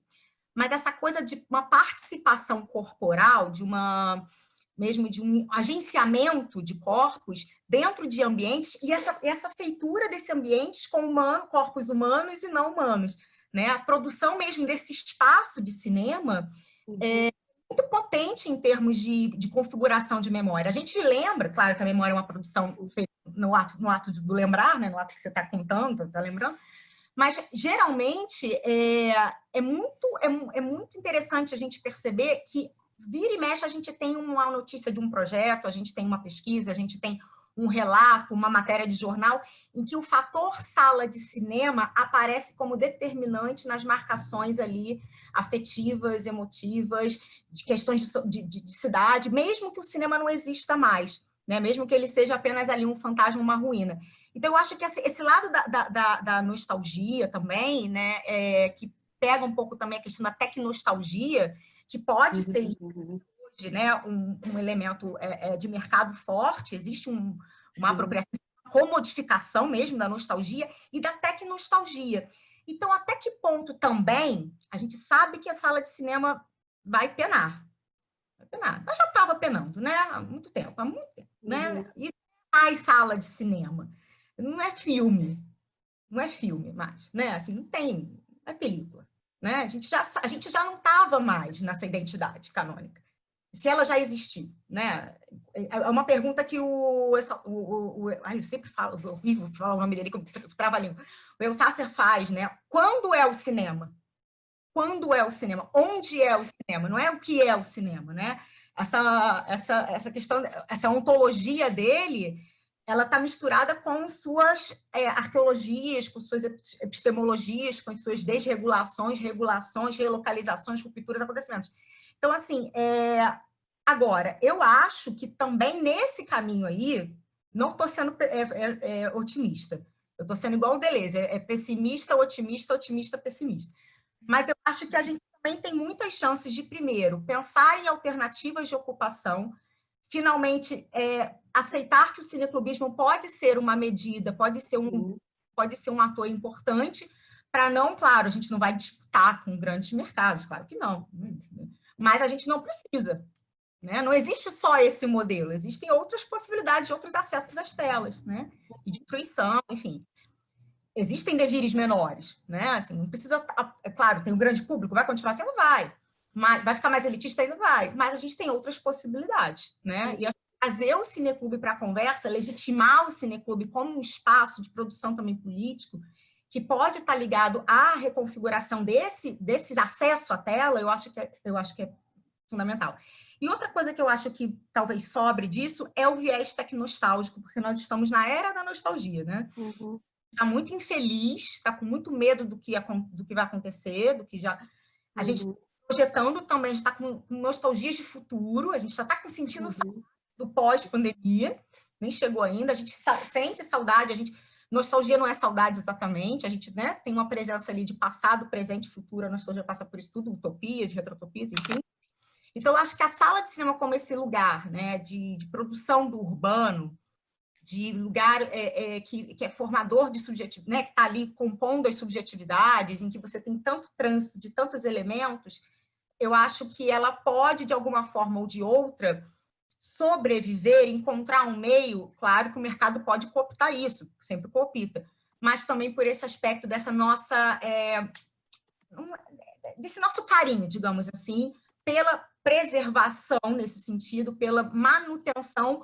Não vai ter uma porção de sala de cinema na rua, claro que não, cinema na rua, não. Mas eu acho que ainda, como já tem alguns lugares cinemas de shopping, até porque os shoppings, né, vários lugares são grandes desertos, não existem mais shoppings. Então, você tem essa possibilidade ali de uma certa sobrevida, não sobrevivência, mas sobrevida, que é natural no cinema, né? Na coisa. Pode botar esse nome cinema, né? É natural, não é a mesma coisa, nunca foi a mesma coisa e não será a mesma coisa. Eu acho que isso talvez acalente mais o nosso coração e deixe a gente talvez mais, assim, resignado, né? Porque nenhum meio dura para sempre, né? Existem hibridismos, transformações e mutações aí que são inescapáveis. Isso. Bom, você finaliza, Luísa? Vamos passar, então, acho que a Intercom, né? Que eu acho que... Para a Sônia. Querem falar alguma coisa? Professora Luísa, Alvim, professora Luísa Luzvag, quer falar alguma coisa? Agradecer mesmo, né? A todo mundo que esteve aqui, aos nossos palestrantes, o Pedro e a Thalita, a participação de todo mundo com as perguntas. Foi difícil, até porque foi muita pergunta, a gente teve que escolher aqui, juntar as perguntas, né? A ideia era abrir mais espaço, mas foram muitas perguntas, mas isso é bom, né? Eu acho que a gente pode pensar em outras coisas, publicações, quem sabe, por que não? Eu acho que é um tema que a gente só começou a desfiar. Muito bom, então. Professor Pedro, quer falar alguma coisa a mais? Sim, eu queria agradecer demais essa oportunidade, porque eu acho que está todo mundo com muita coisa na cabeça, então... e é uma oportunidade muito grande também de relacionar nossas pesquisas com esse momento histórico, né? Eu falo sempre que eu gosto muito de estudar a história, mas é sempre para poder entender melhor esse momento que a gente vive, né? Então, é sempre muito bom fazer esse exercício e foi muito legal saber que tem tanta gente interessada, o que até me apavorou um pouco, né? Apavorou eu e a antes, mas, enfim, eu acho que deu certo. Foi um super diálogo com a Thalita. A gente acabou complementando de alguma forma, então eu agradeço demais as Luísas, Thalita, ao Intercom, por essa chance, e a todo mundo que veio assistir, fez pergunta, enfim. Depois, não sei, se a gente tiver acesso ao chat, a gente tenta ver o que a gente consegue responder, né, Thalita? Não sei. Seria legal se a gente conseguisse pegar uma cópia das perguntas. Eu fiquei focado aqui nas falas e eu também perdi várias. Mas que foram muitas mesmo, elas se sucederam né, jorraram, assim, algumas a gente... O feedback está muito positivo, né? As pessoas adorei, foi muito bom, valeu. Que bom. Aqui, super empolgada aqui com a discussão. Queria agradecer também... desculpa, te interrompi. Pode falar, desculpa. Queria agradecer também, né, as Luísas, ao Intercom, obrigada pelo convite. E é sempre um prazer poder falar do lado, né? Falei isso no início, ao lado do meu hiper mega colega Pedro Butcher, que a gente, né? Assim, a gente participa de vários grupos em comum, além de trabalhar, a gente, né? Participa do Modos de Ver, lá do Homer, que é a rede de pesquisa sobre história da recepção, né? E da exibição, enfim. E é sempre bom a gente poder pontuar, né? A questão dessa micro-história, para a gente também tentar raciocinar. É momento, acho que, de pensar bastante, né? Não projetar tanto, mas pensar, né? Ficar ali analisando para se preparar mesmo. E eu falei para a Luísa, eu tentei disponibilizar aqui agora um documento que eu fiz, que eu mandei para o GT, com umas referências mais ou menos que assim, o que eu falo ecoam mais ou menos essas obras. Assim, muito por alto, claro. E aí tem um documento de Word que eu passei para a Luísa, eu fiz um drive também no Google, é acesso livre, basta ter o link que pode acessar. Assim, tem vários textos de PDF lá, e nesse documento do Word tem as referências de outras coisas também. Ok, gente, então foi maravilhosa a discussão. Nós aqui da Intercom, a gente agradece muito a presença de vocês, né, que se disponibilizaram a vir aqui, a discutir, a debater o tema, a conversar com as pessoas que se interessam pelo tema. Foi excelente, muito obrigada às Luísas, né, a professora Luísa Alvim, pela coordenação, pela mediação, a professora Luísa Luzvag, o professor Pedro. Foi um prazer conhecê-los também, porque nessa nossa loucura de vida acadêmica, a gente conhece os nomes, mas a gente às vezes não conhece as pessoas, né? Então foi um prazer tê-los aqui e quem sabe em breve pessoalmente. A live foi muito boa, a gente acompanhou aqui, teve uma permanência constante ali das pessoas, mais de 50 pessoas na sala, e também tivemos um bom número no Facebook, então as pessoas estão saindo agora, né? Então você percebe que foi um acompanhamento de perto, né, do que vocês falaram. Então, muito obrigada pela organização, pela proposta do grupo, por essa discussão tão rica. E é isso que a gente quer propor, né? Quando nós tivemos a ideia das lives, dos grupos de pesquisa, diante dessa situação toda que está acontecendo, né? Onde as coisas estão meio paradas, graças à tecnologia a gente pode dar continuidade a muita coisa, né? As discussões, as aproximações, mesmo à distância, né? A gente acaba se aproximando. A proposta da live foi essa, né, das lives Cátedra Intercom, dos grupos de pesquisas discutirem, trazer os seus temas, apresentarem as suas propostas, né, os seus projetos, conversar com as pessoas que estão ali próximas àquele grupo de pesquisas, e a nossa ideia é continuar, porque o feedback está muito bom, né? Toda live que acontece, a gente tem um feedback muito bom. Lembrando que tudo está gravado, as anteriores, né, e a de vocês hoje também, dessa proposta, fica gravado, está lá no site da Intercom, lá na abinha, né, que nós temos uma aba Cátedra Intercom, é só entrar lá, acessar, que vocês conseguem rever todas as lives anteriores, inclusive essa. A de hoje, eu acredito que talvez amanhã, porque também fica no YouTube, né? Amanhã, no final do dia, mais tardar aí no sábado, já está tudo gravado, vocês terão acesso, né? Todo mundo vai ter acesso. Tudo bem? Então, muito obrigada, professor Pedro, professora Thalita, professora Luísa Alvim, por essa proposta, e a todos que acompanharam aqui pela sala e a todos também que acompanharam pelo Facebook. Lembrando que no próximo dia 30/6, terça-feira que vem, nós vamos ter a nossa 17ª live, né? Caminhando já para o finalzinho, são 19 no total. E quem propôs essa 17ª live foi o grupo de pesquisa Geografia da Comunicação, e o tema será a escassez dos recursos de comunicação em diferentes escalas, a utopia de um país conectado na pandemia 2020. Nós teremos nesse dia a professora Sônia Virgínia, da UERJ, também da Intercom, a professora Nélia Del Bianco, da Universidade de Brasília, a professora Jaqueline Deolindo, da Universidade Federal Fluminense, e do Centro Universitário Fluminense, né, da Uniflu, né? E nós teremos como mediação a professora Roberta Brandalize, da Faculdade Casper Líbero. Então, quem tiver interesse, já pode ir lá no site da Intercom, entrar lá em Lives Cátedra Intercom, já pode fazer sua inscrição, porque o número de participantes na sala é um número limitado, né? Então, já pode fazer sua inscrição. E aqueles que não conseguirem, que não puderem, vai poder acompanhar pelo Facebook. Então, mais uma vez, professores, muito obrigada. Boa noite, parabéns. Foi um prazer conhecê-los e foi uma discussão riquíssima. E já vão pensando aí na continuidade desses encontros, né, que a gente vai continuar oferecendo. Ok? Sim. Muito Ok, obrigada. Obrigada, Para vocês, viu?